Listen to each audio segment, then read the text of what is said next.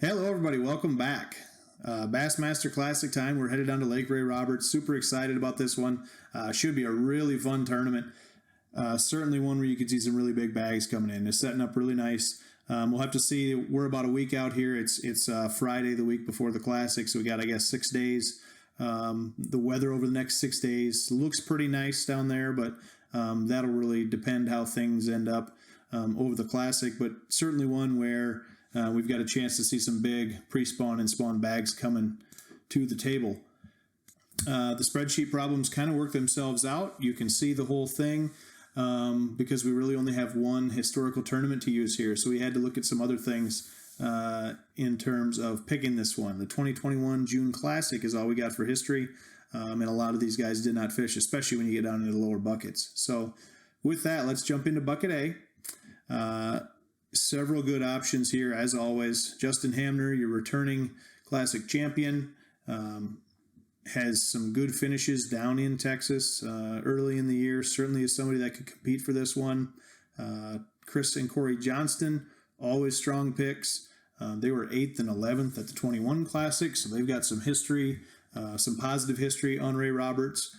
Trey McKinney, probably not the start to the season he wanted, especially with that first tournament, but a guy that kind of turned things around and on Okeechobee and is going to feel pretty decent about himself coming into the Classic.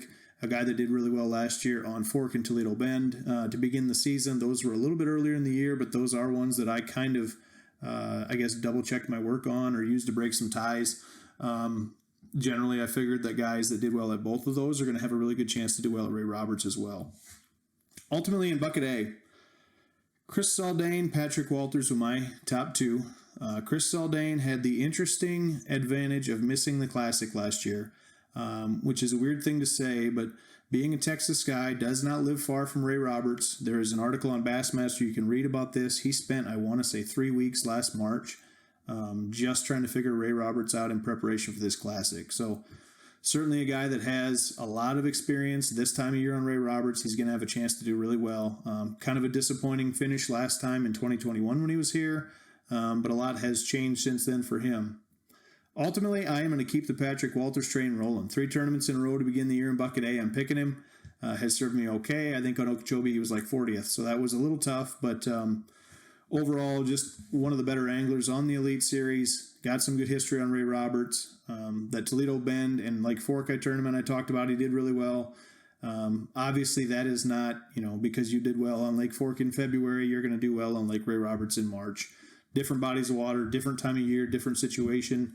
That was more of just kind of a tiebreaker type thing for me, like I mentioned, where if I was considering 2 guys, Zaldain didn't do as well on those 2. Walters did, so ultimately I take Walters. On the predictor side, 57.7 for Patrick Walters. They're going to go with me there. Chris Johnston, second place, 53.25 points, mostly because of that 8th place finish last time we were here in 2021. Into bucket B. Another interesting one. Matt Airy, second when we were here in 2021. A little later in the year, I think that was a June one, but certainly somebody that has some success, obviously, in the biggest stage on Ray Roberts, so can't discount that. Taco Ito, a guy, pretty versatile guy that, if he can find some, I don't know how well he'll do in a spawning tournament necessarily. If he can find some pre-spawn, post-spawn fish, he'll have a chance to do really well. The closer this is to a spawning sight fishing tournament, the better I like Drew Cook in this one. And I think it is setting up to have some of that going on to be a pretty strong spawn tournament. So he is somebody I really considered. He was 9th here in 2021. For that matter, Drew Benton kind of fits into that mold too. Really, really good sight fisherman.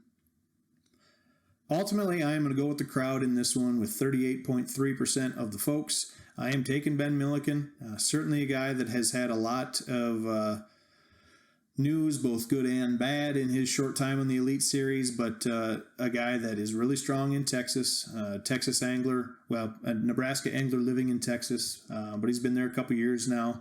Got a chance to do really well in this one. Got to imagine he spent some time on Ray Roberts, and a guy that did really well those first 2 tournaments on Toledo Bend and Fork last year, which, as I mentioned, were kind of helping me make my picks here. So he is my pick in bucket B. On the predictor side, they like Drew Cook, 40.9.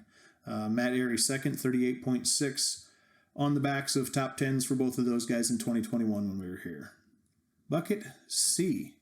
Will Davis Jr., top of the list here, 23.6% as well. A lot of people taking him, can't blame him. He sort of made my team out at Okeechobee, out of Bucket C there, I believe, as well. Got a chance to do really well.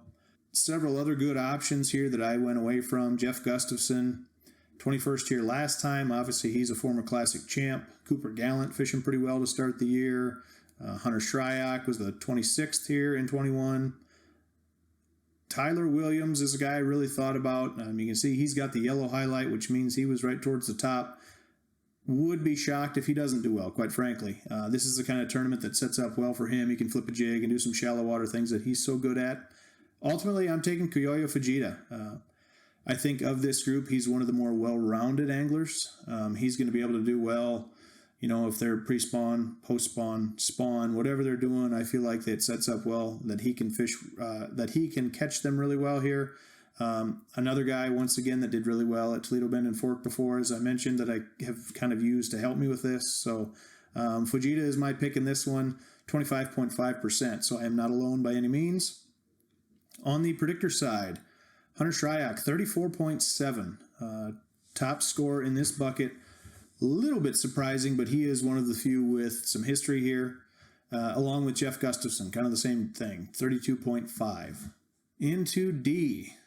This one is where we start getting, I guess between this one and E, Pat Schlopper is the only one that fished that 21 Classic. So nobody else has any of that historical, which is why the spreadsheet is broken on this side, is because there's literally nobody with history, and that's what that's calculating. So in this bucket, Brian Schmidt, Logan Parks, both good options. Logan Parks with 28% to lead this bucket for good reason. Those are kind of style picks. Easton Fothergill, I don't know. He really has struggled this year, more so than I thought he would. I thought he would come in kind of like Trey McKinney did last year, and kind of just really show himself right away. This will be a chance for him to really step up and show that he belongs here. I mean, obviously he does. He made it here, but you know what I mean. To show that he can compete at the top of the Elite Series. Another guy that I don't have highlighted, but I got to talk about, Porosnik. If they're going to be up shallow, he's got a chance to do well. He's a guy, even though I don't pick him, I'll be rooting for him, of course. Ultimately, in this one, I'm going Wesley Gore. More of a style fit. He also did really well at those two tournaments I've talked about last year to kind of give me a little confidence in his ability to figure out Ray Roberts this time of year. And at only 2.6%, I feel really good about his ceiling versus his pick percentage. Kind of offset me from picking Milliken in bucket B. I'll pick a lower picked guy in Wesley Gore here and feel really good about it. On the predictor side, Justin Atkins, actually the top predictor score at a 19.05. Most of these predictor scores the rest of the way are pretty low because we don't have the historical here. But he is tops in this bucket, followed by Brian Schmidt at 17.55 points. Finally, bucket E. I kind of settled on the same two people that everybody settled on. It looks like Blake Capps, 19.2%, guy out of Oklahoma, strong angler. Ultimately, for me, though, this one I didn't take very long to pick Kyle Norsetter.